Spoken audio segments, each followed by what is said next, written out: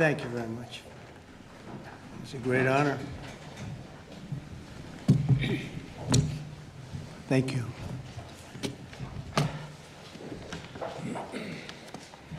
It's a long time, 35 years. They fought, and now they're friends, and they're going to be friends for a long time.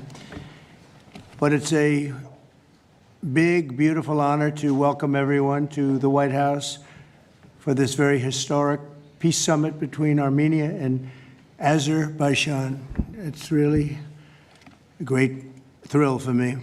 I love seeing good people get together, and that's what you have. You have two great leaders. I want to congratulate these two visionary people, Prime Minister Pashinyan and President Aliyev, for coming to Washington to sign this momentous joint declaration. It's a tremendously important document, and it's been a long time in coming. They were explaining before that so many times they thought they could get there. It never happened, just never happened. I also want to thank Secretary of State Marco Rubio, Special Envoy Steve Witkoff, and their teams at the State Department. And I see that we have Chris Wright outside and Senator Steve Daines sitting right here. Thank you, Chris. Thank you very much. And Steve, thank you very much. And we have some other wonderful dignitaries, including the dignitaries from your country. But they provided tremendous diplomatic assistance. And Marco, congratulations. It's a big thing. Keep going. He got many jobs. And then, of course, you would say Steve was quite influential. I call him Henry Kissinger, who doesn't leak. For more than 35 years, Armenia and Azerbaijan have fought a bitter conflict that resulted in tremendous suffering for both nations. They suffered gravely for so many years. Many tried to find a resolution, including the European Union. The Russians worked very hard on it, never happened. Sleepy Joe Biden tried, but you know what happened there. He tried for probably 12 minutes and didn't work out. And many other countries tried, and they were unsuccessful. But with this accord, we've finally succeeded in making peace, and we just left the Oval Office where we signed voluminous documents and very important elements to the agreement. The country of Armenia and Azerbaijan are committing to stop all fighting forever, open up commerce, travel, and diplomatic relations, and respect each other's sovereignty and territorial integrity, so importantly. And I just spent a lot of time with these two men. I think they're going to have a great relationship. You want to know the truth? They didn't see each other that much, but they probably will. I think they're going to have. I think you two are going to have a great relationship. I have no doubt. And if you don't, call me and I'll straighten it out. Okay. Very importantly, we have also resolved the key issue that foiled previous negotiations. This declaration establishes what they are calling a great honor for me. I didn't ask for this. The Trump route for international peace and prosperity, which is a special transit area that will allow Azerbaijan to get full access to its territory of Nakhchivan while fully respecting Armenia's sovereignty. So they're going to be able to really live and work together, and it's amazing. So that's a very important territory, I guess, very special territory to you, and now they work together. Armenia is also creating an exclusive partnership with the United States to develop this corridor, which could extend for up to 99 years. And then they promise in 99 years they'll extend it, right? You'll promise. But we anticipate significant infrastructure development by American companies. They're very anxious to go in to these two countries, and they're going to spend a lot of money, which will economically benefit all three of our nations. This is incredibly positive news for the future of the entire region, and it's a very important region, as you know. Additionally, the U.S. is signing a bilateral agreement with both countries to expand cooperation in energy, trade, and technology, including AI. And in terms of energy, Chris is here representing our country, and there's nobody better than Chris Wright. And Chris, I understand it's very fertile. It's a very fertile area. So I appreciate everything you've done. You've done amazingly well. You've got We've got the gasoline prices coming way down from where they were, and it's really been something to watch. We are drilling like we haven't drilled in many years, I guess I could say ever before, and we just started. We're also lifting restrictions on defense cooperation between Azerbaijan and the United States of America. The president, that's a big deal. Unless, is that important to you? I think so. That was pretty good. They're very happy about that. So am I. As president, my highest aspiration is to bring peace and stability to the world. Today's signing follows our success with India and Pakistan. They were going at it. They were going at it big, and they were great, two great leaders that came together just prior to what would have been a tremendous conflict, as you know, a nuclear conflict probably. Also the Congo and Rwanda. Now that was one which was going on for 31 years. You have them beat. 35 years you had them beat. But that was going on for 31 years, and we have it all done, and people are very happy. That was a rough one. That was nasty. 7 million people that they know of died. Also, just recently, Thailand and Cambodia, that was one that was just starting. That 2,000 people were dead on the border, but it was just starting. And I was talking to one of the two nations on trade, and I said, I'm not going to sign a trade deal if you guys are going to fight. And I got the other one. And again, great leadership, Thailand and Cambodia. And before it got started, beyond that first couple of days, we stopped the war. And they've had wars periodically, very much as you two have had long-term wars. And we got it stopped. And the two, again, I find in all cases, they're great leaders. If they didn't agree, I would say they're lousy leaders, to be honest with you, but they did agree. And so Thailand and Cambodia, Serbia and Kosovo, we got something stopped that was ready to start. We didn't like that one. We didn't like it at all, and we saved a lot of lives. And numerous others. In addition, as you know, we took out the nuclear capability of Iran. And to use a term that people tried to dispute without any knowledge, it was obliterated. That's been confirmed by the Atomic Energy Commissions, everybody, that's so totally obliterated. They might try again, but they're going to have to try a new site because they are, and I want to just say our military, we have the greatest military in the world. We have the greatest equipment and military manufacturing anywhere in the world, nobody even close. And that sort of proved it. So getting rid of that threat from the Middle East was very big. And I think a lot of people are going to be joining right now the Abraham Accords. It's going to be very important. So hopefully we're going to have many more successes. I hope we're not going to have too many more in this field because hopefully we're not going to be seeing too many more wars. But I came in and this whole world was on fire. All these things were sort of happening. We've only been here for 6 months. The world was on fire. We took care of just about every fire, and we're working on another one that you're reporting on very strongly with Russia, Ukraine, and we'll have some more information for you a little bit later. But I want to ask these two very special people. Again, I've gotten to know them. They're very special people, and I think they have the potential to have a great personal relationship, which is always good, but also a great just relationship. And if I might, may I ask you to say a few words, sir? Thank you very much, Mr. President. First of all, thank you for invitation. It's a big honor to be invited by the President of the United States for this historic event. Actually, we are writing a new history in a bilateral interstate relationship between the United States and Azerbaijan. We are starting the path towards a strategic partnership. The Charter on Strategic Partnership will be elaborated within several months, and that is a historic achievement for Azerbaijan, because to be in the format of strategic partnership with the greatest country of the world is a great opportunity and also a very big responsibility. And this strategic partnership format embraces so many important areas: mutual investment, trade, energy, connectivity, transit, AI, defense sales, counterterrorism.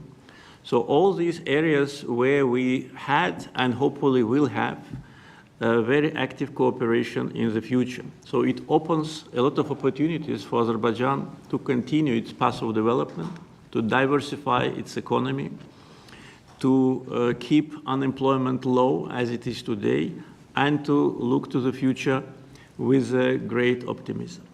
Also, I'm very grateful to Mr. President that he today lifted the restrictions which have been imposed on Azerbaijan back in 1992, just only 1 year after Azerbaijan restored its independence. These restrictions have been imposed on us. So after 33 years, these restrictions have been lifted just today.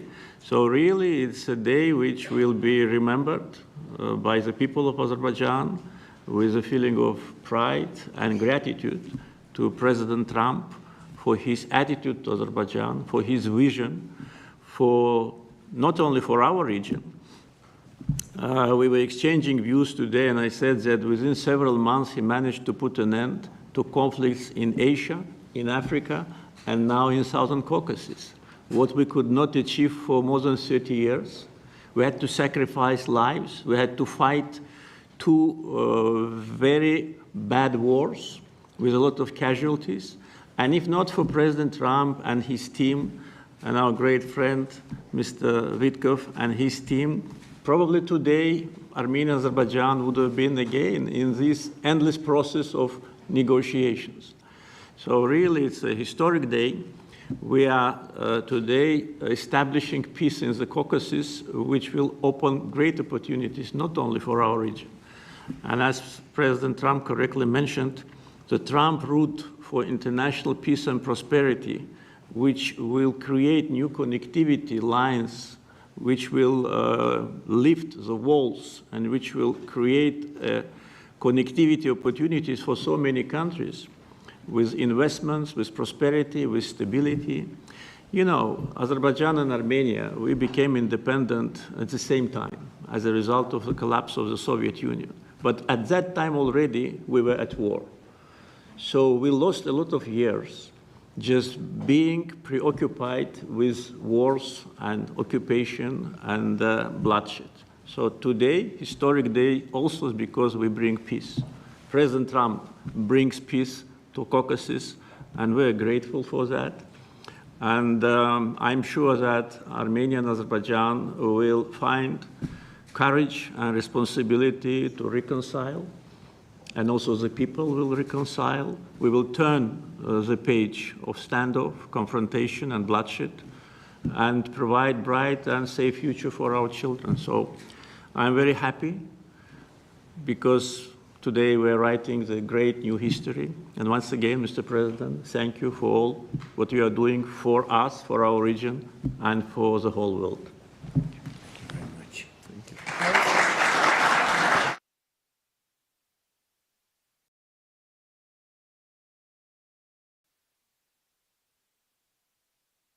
Great leaders. How long have you been in the leadership position? 22 years. 22 years. Yeah. That's pretty good. That means he's tough and smart. And it's an amazing part of the world. Congratulations. Thank What you. a great honor to be involved. Thank you very much. Please. Thank you, Mr. President, ladies and gentlemen. Today we have reached a significant milestone in Armenia-Azerbaijani relations. We're laying a foundation to write a better story than the one we had in the past. This breakthrough would be simply not have been possible without President Trump's personal engagement and his resolute commitment to peace in our region. The initiating of peace agreement will pave the way to end the decades of conflict between our countries and open a new era based on the full respect for the sovereignty and territorial integrity of each other. Today's declarations, which President Trump personally will sign as well as witness, gives confidence and assurance that we are opening a chapter of peace, prosperity, security, and economic cooperation in the South Caucasus. In this context, allow me to highlight the agreement on opening transport communications in the region based on the principles of sovereignty, territorial integrity, and jurisdiction. I'm particularly thrilled that together with the US, Armenia will work to bring to life the Trump Road for Peace and Prosperity, a connectivity project that will unlock the entire region. TRIP will unlock strategic economic opportunities that will create long-term benefits. It will promote infrastructure investment, enhance regional connectivity, and strengthen U.S. leadership as a champion of conflict resolution. I want to thank President Trump and his team for brokering this game-changing outcome between Armenia and Azerbaijan. This is a great deal we've achieved today. This is a success for our countries and for our region, and a success for the world, because a more peaceful region means a safer world. This is peace through strength in a nutshell. Mr. President, today's great achievement is yet another testimony to your global leadership and your legacy as a statesman and a peacemaker on the world stage. Bringing peace required vision, political courage, and determination. But what is most important is that it requires faith in the cause.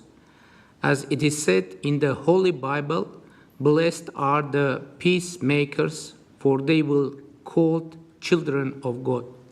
May God enlighten this way. Thank you, and my congratulations to all of us, President Aliyev, to you, to all of us, colleagues from Azerbaijan, Armenia, United States, and all the people of our region, all the people of our countries, and my congratulations to the world, because, as I said, it will definitely make the world a better place. Thank you. Thank you.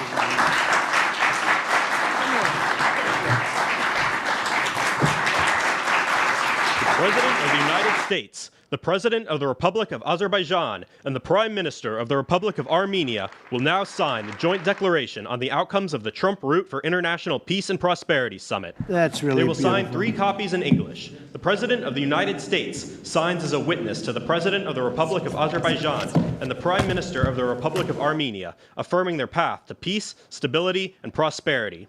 We kindly ask that all guests remain seated for the signing of the documents.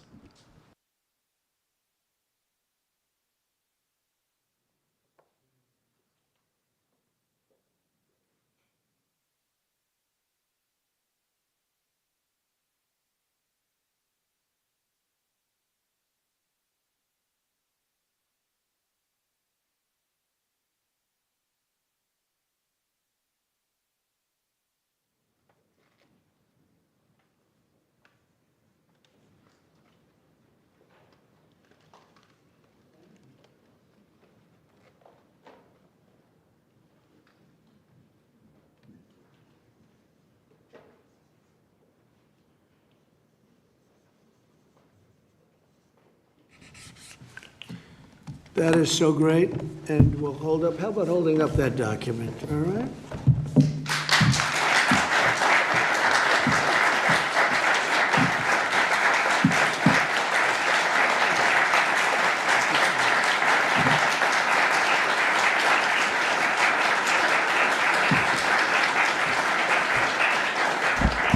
Well, thank you. This is really a big day, and we have some other big announcements, but I didn't want to make them because I don't want to do anything that could even, in a little way, overshadow what's taken place today. 35 years of death and hatred, and now it's going to be love and respect and success together.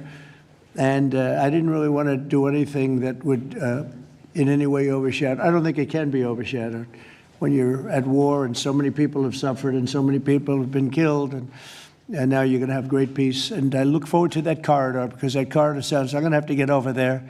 I'll bring Senator Daines with me, and we're going to have to get over there, Steve. So, but this is a really great achievement, and I congratulate you. You're two incredible leaders. You're going to go down in history. And I've read the whole thing about how long it took, and you thought you were there and people let you down, and sometimes you probably let people down, maybe. I don't know how it works, but that's the way it usually does. But this is something that is very, very special. So I don't want to get in the way of it at all, but we'll take a few questions, maybe at least slightly related, but we have some other things to announce later on in the day. Peter, please. Related, just because you mentioned the elusive peace in Ukraine. Right. Who is holding up this Ukraine ceasefire summit? Is it Putin or is it Zelensky? Well, I think it's, that one is, as you know, we've been working on a lot of these deals. We've closed every single one of them all throughout the world, and that's the last of them. And they're losing, Peter, about 6,000, maybe even 7,000 soldiers every single week. Russia, as you know, lost almost 25,000 over the last month and a half, and Ukraine lost just a small number, fewer. It's a lot of people are dying, and I think we're getting very close. And we're going to be announcing later on. We're going to have a meeting with Russia. We'll start off with Russia, and we'll announce a location. I think the location will be a very popular one for a lot of reasons. But we'll be announcing that a little bit later. I just don't want to do it now because of the importance of what we just did. And I completely understand. Yeah, please, go ahead. Follow-up. Are you surprised that Zelensky hasn't figured out by now, in years of war, how to deal with you and to deal with Putin without needing permission to make concessions from his parliament or from a national referendum? Well, he's going out and getting what he needs. You know, he's not authorized to do certain things. I said, well, you're going to have to get it fast because, you know, we're getting very close to a deal. And he's doing that, and he's working with the European nations, and they're terrific people, terrific leaders, NATO. And as you know, I became very friendly with them. They agreed to go from 2% to 5%, 2% that they didn't pay to 5% that they've already paid. It's trillions of dollars. So, you know, we're working together very closely. But no, in all fairness to President Zelensky, he's getting everything he needs to assuming we get something done. But I'll be meeting very shortly with President Putin. It would have been sooner, but I guess there's security arrangements that unfortunately people have to make. Otherwise, I'd do it much quicker. He would too. He'd like to meet as soon as possible. I agree with it. But we'll be announcing that very shortly, okay? And location. Yeah, please. Mr. President, with this meeting with Putin, is this Russia's last chance to achieve peace? And do you expect Ukraine to make any type of territorial concession? Yeah, I don't like using the term last chance. Look, it's, you know, look, this is two very, very smart people. They've been going at it and their predecessors also very smart. They've been going at it for 35 years. It's tough. And, you know, when those guns start going off, it's awfully tough to get them to stop. It really does. It's a war that should have never happened. It would have never happened if I were president. There was no reason for it. So many people are killed, so much cultural destruction. You look at those magnificent towers, the most beautiful in the world. You know, the spires were considered the most beautiful in the world. They're all in a million pieces, laying on the ground, all obliterated, knocked into a million pieces. So sad. But millions of people have died. And very, very much set in their ways. A lot of people were set in their ways, but I think we're getting close. I mean, this was not my war, this was Biden's war. But the European Union has been great. As you know, they're purchasing equipment from us. They have a lot of money, and they're spending a lot of money on buying equipment. We're not spending money, but we are supplying them equipment. They're paying for it. And I think, you know, I think that a lot of things happened recently that would make this go forward. I'm not going to mention anything having to do with India, but maybe that had an impact. But what really had an impact was NATO has stepped up in terms of their spending on buying military equipment. You know, we're in for probably through Biden and his people, $350 billion. $350 billion. when they hear these numbers, you're saying that's a lot of money. $350 billion the United States has spent on that. It should have spent nothing because it should have never happened. It would have never happened. And Europe is in for over $100 billion, which is, it should be the opposite if we were in for anything, but it should be the opposite. And I will say that Europe wants to see peace. The European leaders want to see peace. President Putin, I believe, wants to see peace, and Zelensky wants to see peace. Now, President Zelensky has to get all of his everything he needs because he's going to have to get ready to sign something, and I think he is working hard to get that done. Will Zelensky have to give up territory, Mr. President? Well, you're looking at territory that's been fought over for 3.5 years with, a lot of Russians have died, a lot of Ukrainians have died. So we're looking at that, but we're actually looking to get some back and some swapping. It's complicated. It's actually nothing easy. It's very complicated, but we're going to get some back. We're going to get some switched. There'll be some swapping of territories to the betterment of both. And but we'll be talking about that either later or tomorrow or whatever. Yeah, please. Say it. If I could ask a question of your guests and also of you. Yeah. Of the guests, will the Armenians from Nagorno-Karabakh be allowed to return? And also, do you have any thoughts on the talk about President Trump winning the Nobel Peace Prize? And for President Trump, you're working on resolving 2 other major conflicts. In Gaza, you've spoke of resettling the Gazans. The country of Somaliland has expressed potential interest if you were to diplomatically recognize their independence. Are you inclined to do so? And also, did President Putin present an award to Mr. Witkoff during their recent visit? He likes Mr. Witkoff, I can tell you that. That's true. Please, go ahead. I think President Trump deserved to have a Nobel Peace Prize, and we will defend that, and we will promote for that, and that's obvious. So, and today's event, I think, is a very bright expression of that, and hopefully you will invite us to Front row. You'll be front row. yeah. Thank you very much. We are in favor. Thank you. Thank you. Can I have a suggestion? Yes. So maybe we agree with Prime Minister Pashinyan to send a joint appeal to Nobel Committee to award President Trump with the Nobel Peace Prize, because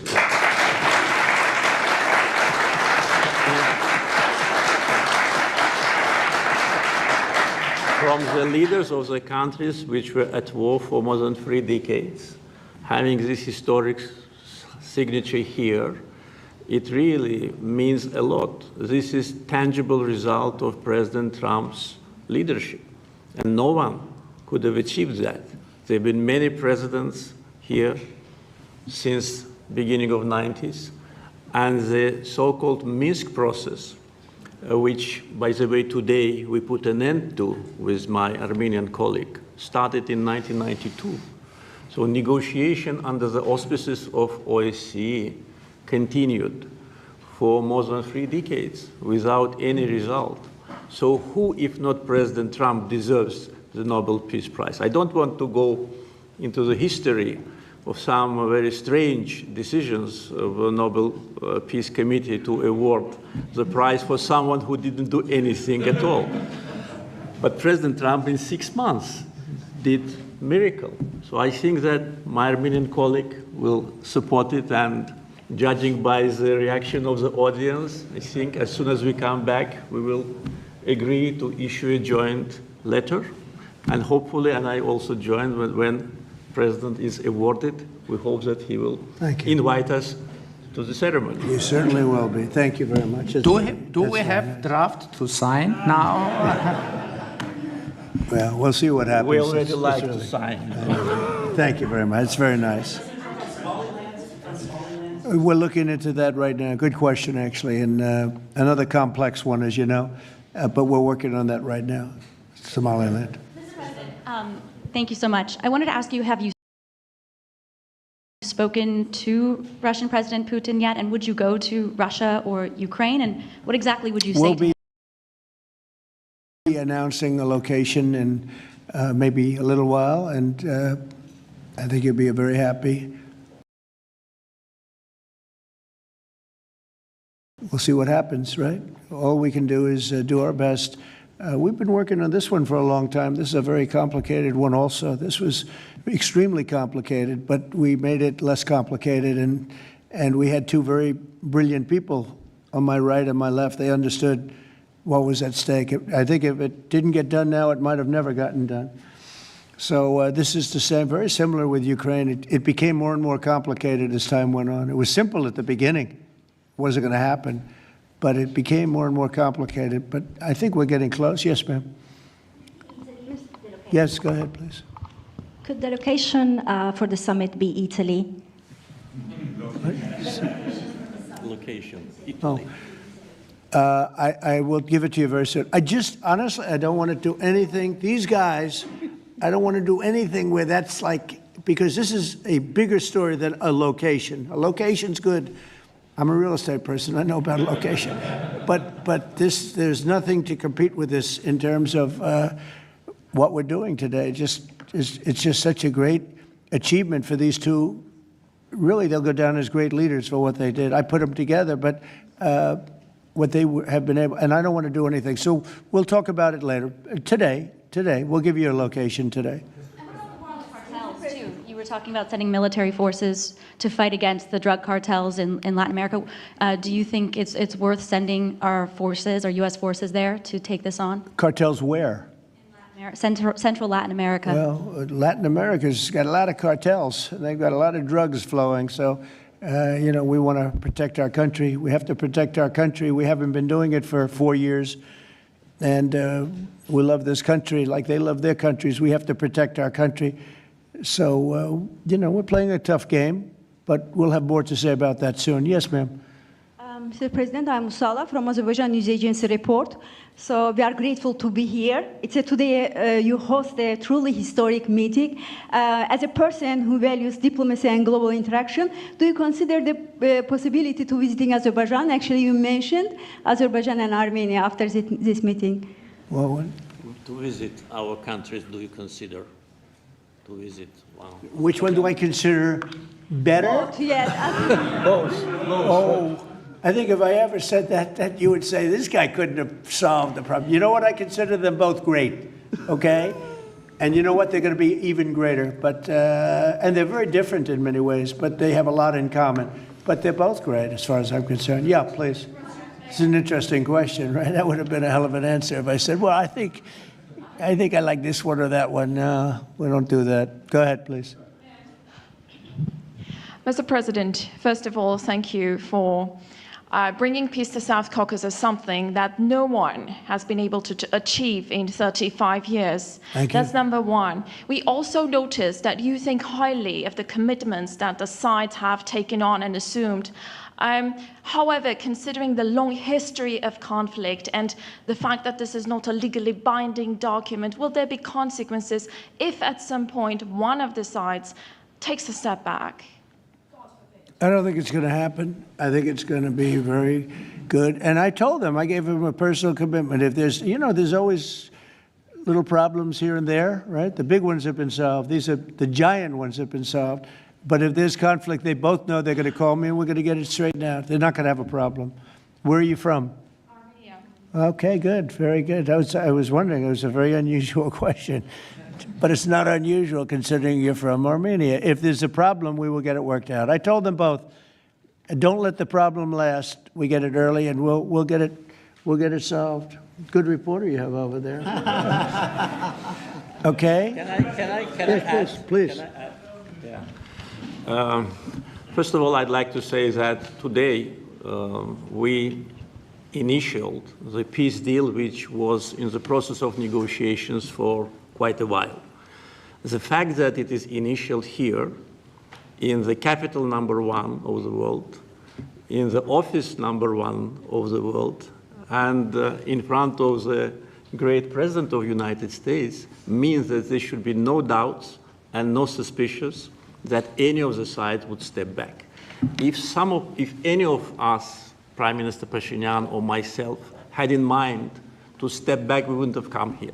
So you can be absolutely sure, as well as Azerbaijani community, that what has happened today will result in peace, long-lasting peace, eternal peace in the Caucasus. That's a very nice statement. I'm sorry. Fully agree and nothing to add. That's a very nice two statements, but that's a beautifully stated statement. Let's go. A couple of more. Yeah, please. Mr. President, many in the South Caucasus have pinned the blame on your predecessor, Joe Biden, and his Secretary of State, Antony Blinken, for obstacles in America's bilateral relations with Azerbaijan and peace in that part of the world. How important is it to you to elevate your country's partnership and your administration's partnership with Azerbaijan, with Armenia, and how important is this for your legacy? Well, to me, it's very important, but it's, you know, I know the history of what was going on because I do a lot of reading, and they've been at a vicious, you know, they've had a very contentious relationship for a long time. It's war. Most of the time was war. And so to get it done, they're great people. I know a lot of people from Armenia. I know a lot of people from both countries, and they're incredible people, and it shouldn't happen what has happened. I wish we could have been here sooner, you know, if the election were different. I'm going to be nice today. I'm not going to be controversial and say the election was rigged. I would have had this thing solved 4 years sooner. But the truth is, that's right. If the election weren't rigged, I would have been here 4 years sooner. We would have signed the same agreement 4 years sooner. But it didn't happen, and the Biden administration did really very little, actually nothing, to get it done. But they did nothing to get really anything done. It was this country was in very serious shape. And I say it over and over again. I met all the leaders of NATO. I went, as you know, to the Middle East. I was with the King of Saudi Arabia, the leaders of great countries, right? Qatar and UAE and others in the Middle East. And everyone essentially said the same thing. We had a dead country 1 year ago. We had a dead country. Our country was dying. And now we have the hottest country anywhere in the world. It's not even close. We have the hottest country in the world.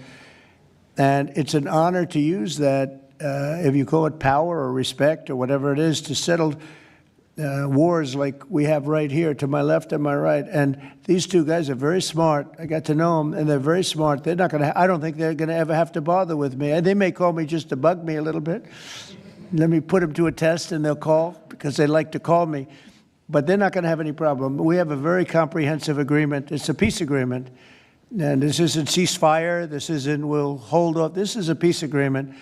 And they're going to end up doing a lot of business with each other. They're going to do a lot of business with the United States. And I'm going to always remember, at least during the time that I'm here, I'm going to remember how smart they were, how good they were.